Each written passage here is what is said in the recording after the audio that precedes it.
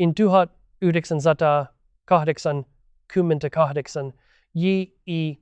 Packer joined a translation committee that would spend the next decade producing a Bible he described as the most careful English rendering of the original Hebrew and Greek texts he had ever worked on. He had reviewed dozens of translations across his career. He had written the preface to one of them. And in the years before his death, in 2020, he was clear about which ones he believed were doing the work honestly, and which ones were dressed in the language of Scripture while delivering something else. This ranking covers 5 Bibles. 4 of them represent patterns Packer himself identified publicly, in writing, by name as reasons serious readers should look elsewhere.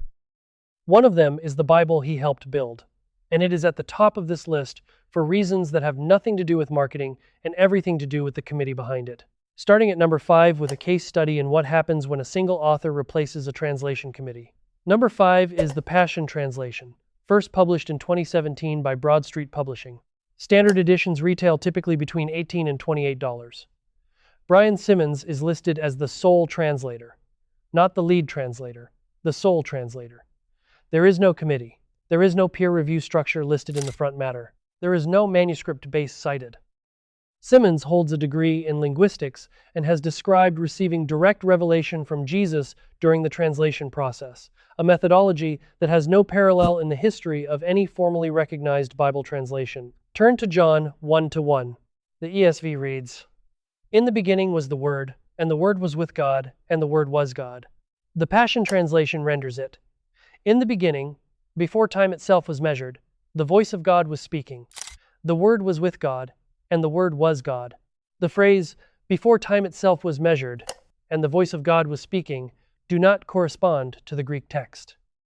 The Greek reads simply, "En arche en ho logos," in the beginning was the Word. The addition is interpretive expansion, not translation. The mechanism here is straightforward. A single author paraphrase, packaged with the word translation on its cover and in its marketing materials. Broad Street Publishing, its parent company, is a commercial imprint with no academic advisory board listed for this edition. The product is one person's interpretive reading of Scripture, sold on the same shelf as the work of hundreds of credentialed scholars. You are not buying a translation. You are buying one man's framework applied to the text. The Passion Translation represents the clearest example in this ranking of that pattern, but number 4 demonstrates something more subtle and in some ways more commercially sophisticated. Number 4 is the Living Bible, originally published by Tyndale House in 1971.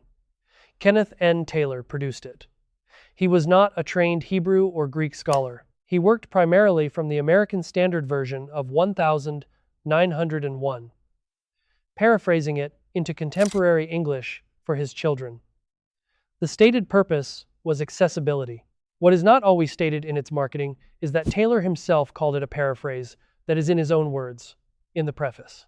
Tyndale House continued selling it at price points comparable to formal translations, typically between $15 and $30, depending on the edition, without always foregrounding that distinction in product descriptions. Open to Romans 9-5. The ESV reads, "To them belong the patriarchs, and from their race, according to the flesh, is the Christ, who is God over all, blessed forever." The Living Bible reads, "Great men of God were your fathers, and Christ himself was one of them, as far as his human nature is concerned. And he is God who rules over everything and is worthy of eternal praise." The phrase, "as far as his human nature is concerned," introduces a qualifier that is not in the Greek. The Greek reads kata sarka, according to the flesh, with no qualifying softener. The mechanism is what might be called the accessibility premium, a paraphrase priced and shelved alongside formal translations because its early commercial success established market positioning that never required correction. Tyndale House is a for-profit publisher. The Living Bible's reach it sold tens of millions of copies in the 1970s, built a brand that subsequent editions and derivatives, including the New Living Translation, continue to leverage. The verdict? The front matter says, paraphrase. The market placement says Bible. The price does not tell you which one you are actually buying. Before we continue, tell me in the comments which translation you read every morning, and whether you believe it belongs with the faithful or the flawed on this list. I read every comment. Number 3 is the 2011 revision of the New International Version, published by Zondervan.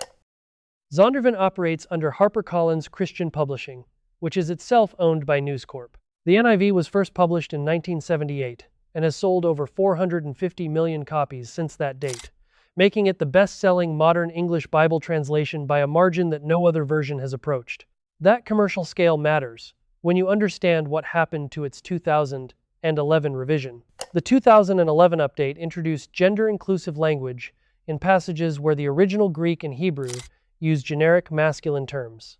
Passages such as Hebrews 2-6, which the ESV renders, "What is man, that you are mindful of him," became in the 2011 NIV, "What is mankind, that you are mindful of them." The Greek reads anthropos and autos, singular. The Committee on Bible Translation, which oversees the NIV, defended these changes as reflecting modern English usage. Wayne Grudem and the Council on Biblical Manhood and Womanhood published a documented critique running to several hundred pages. The Southern Baptist Convention passed a resolution against the 2011 revision the same year. The evidence base also includes the 1997 controversy over a previous inclusive language revision called the TNIV, which was eventually discontinued under sustained criticism before being folded into the 2011 updates approach. The Committee on Bible Translation is a real committee, not a single author, and the NIV has genuine academic backing at many institutions. That is what separates it from Numbers 5 and 4. But the documented pattern of revision driven by cultural and commercial pressure, not by new manuscript evidence, is a different kind of problem. The manuscript base did not change between 1984 and 2011. The market did. If these tests are saving you from your next uninformed Bible purchase, a like puts this analysis in front of more believers who need it. Here is what separates a translation from a commercial product dressed as one.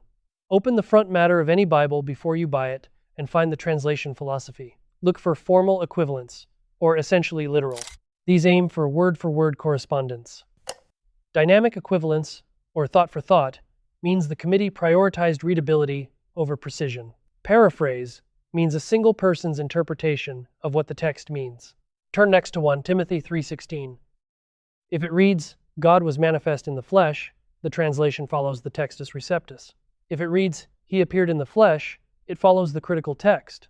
Neither choice is automatically disqualifying, but the choice tells you which manuscript tradition the publisher trusts and whether they disclose it.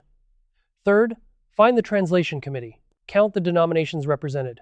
A faithful translation lists dozens of credentialed scholars. A paraphrase lists one name. Fourth, check whether the translation appears on required reading lists at accredited theological seminaries for exegetical courses, not simply as supplemental devotional material. Scholarship applies peer pressure that no commercial marketing budget can replicate. Every video on this channel applies these 4 tests. No publisher partnerships. No denominational sponsorships. If that is the kind of analysis you wish someone had done before your last Bible purchase, you already know what to do. Number 2 is the English Standard Version, published by Crossway in 2001. Crossway is a not-for-profit ministry publisher. It is not owned by HarperCollins. It is not owned by News Corp. It receives no revenue from a commercial parent company. Its sole stated purpose is ministry, and its financial structure reflects that in a way that every commercial imprint on this list cannot claim. The ESV Translation Committee comprised over 100 scholars drawn from multiple denominations, including Reformed, Baptist, Anglican, and Lutheran academic backgrounds. The translation philosophy is formally equivalent, essentially literal, and is stated plainly in the preface. The manuscript base follows the Masoretic text for the Old Testament and the standard critical Greek text for the New Testament, with textual decisions footnoted. At 1 Timothy 3:16, the ESV reads, "He was manifested in the flesh," following the critical text, while noting the textual variant in a footnote, a level of transparency missing from most competing editions. The ESV is used for required exegetical coursework at Dallas Theological Seminary, Westminster Theological Seminary, and Southern Baptist Theological Seminary, among others. Wayne Grudem, who served on the translation committee, has publicly documented the committee's methodology in a way that allows external review. J.I. Packer also contributed to early ESV work, describing the translation philosophy as the closest the modern evangelical world had produced to the standard of the authorized version in terms of textual respect. Standard hardcover editions retail typically between $20 and $40. Premium editions from Crossway's own imprint range higher, but the translation itself is identical, regardless of cover material. There is no commercial pressure between editions. The committee work does not change with the binding. Here, translation philosophy is in honest alignment with committee composition, manuscript disclosure, and publisher structure. Number 1 is the New American Standard Bible, in its 1995 or 2020 update, published by the Lockman Foundation. The Lockman Foundation is a nonprofit, non-denominational Christian ministry based in La Habra, California. It has no commercial parent company. Its translation committees have never been under commercial acquisition pressure. The NASB was first published in 1971 and is widely regarded among scholars of Koine Greek and Biblical Hebrew as the most formally equivalent major English translation currently in print.